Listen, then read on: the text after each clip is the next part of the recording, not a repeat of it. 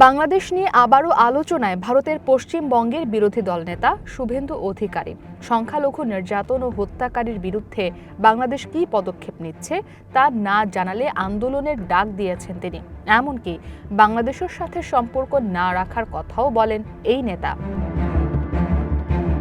কলকাতা ভিত্তিক সংবাদ মাধ্যম আনন্দবাজার পত্রিকার বরাতে জানা যায়, বাংলাদেশের ময়মনসিংহে দীপুকে হত্যা করে পুড়িয়ে দেওয়ার অভিযোগে সরব শুভেন্দু অধিকারী। স্থানীয় সময় মঙ্গলবার বিজেপির রাজ্য দপ্তরের সংবাদ সম্মেলনে তিনি বলেন, যতদিন না বাংলাদেশ ডেপুটি হাইকমিশন থেকে সদুত্তর পাওয়া যাচ্ছে যে বাংলাদেশের দীপু দাসের হত্যাকারীদের বিরুদ্ধে কী ব্যবস্থা নেওয়া হচ্ছে, একই সাথে হিন্দুদের নিরাপত্তায় কী ব্যবস্থা নেওয়া হচ্ছে, এই বিষয়ে যতক্ষণ না স্পষ্ট করে জানানো হয় ততক্ষণ পর্যন্ত আন্দোলন তীব্র থেকে তীব্রতর হবে।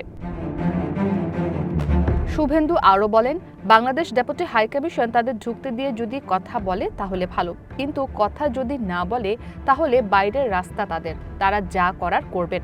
এখানে সুস্থভাবে কাজ করতে দেয়া হবে না বলেও হুঁশিয়ারি দেন তিনি। যদিও বাংলাদেশ ডেপুটি হাইকমিশন কথা না বললে তিনি কী পদক্ষেপ নেবেন সে বিষয়ে স্পষ্ট করেননি শুভেন্দু। এ সময় তিনি তার ব্যক্তিগত মতামত প্রকাশ করেন, বলেন, বাংলাদেশের বিষয়ে কী পদক্ষেপ নেওয়া হবে তা পররাষ্ট্র মন্ত্রণালয়ের সিদ্ধান্ত, তবে সব বন্ধ করে দেওয়া উচিত। ভারত থেকে কোনো কিছু বাংলাদেশে যাবে না সে ব্যবস্থা করা উচিত বলে মন্তব্য করেন তিনি। এদিকে ভারতের সাথে বাংলাদেশের বর্তমান পরিস্থিতির প্রেক্ষাপটে বাংলাদেশের সঙ্গে সব কূটনৈতিক সম্পর্ক শেষ করা উচিত বলে মন্তব্য করেন আসামের মুখ্যমন্ত্রী হিমন্ত বিশ্ব শর্মা।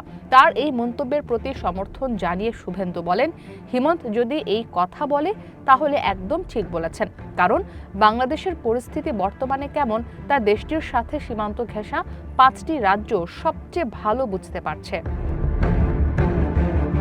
তবে সাম্প্রতিক ঘটনায় ভারতের প্রধানমন্ত্রী নরেন্দ্র মোদীর দিকে পাল্টা আঙুল তুলেছে তৃণমূল। দলটি বলছে, দেশটির পররাষ্ট্র মন্ত্রণালয় বাংলাদেশের বর্তমান পরিস্থিতি থেকে পালিয়ে বেড়াচ্ছে।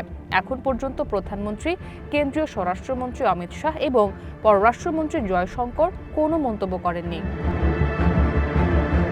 প্রসঙ্গত, বিশ্ব হিন্দু পরিষদ, এভিবিপি, হিন্দু জাগরণ মঞ্চ সহ কট্টর উগ্রপন্থী একাধিক সংগঠনের ডাকে মঙ্গলবার কলকাতায় বাংলাদেশ ডেপুটি হাইকমিশন অভিযানে জড়ো হয়েছিলেন অনেকে। তবে বাংলাদেশ ডেপুটি হাইকমিশনের সামনে পৌঁছানোর আগেই তাদের আটকে দেয় পুলিশ। এরপর দুপক্ষের মধ্যে ধস্তাধস্তি হলে পরিস্থিতি নিয়ন্ত্রণে লাঠিচার্জ ও ধরপাকড় করে আইন শৃঙ্খলা বাহিনী। ইসরাত মুক্তি, ওয়ান ইন্টারন্যাশনাল ডেস্ক।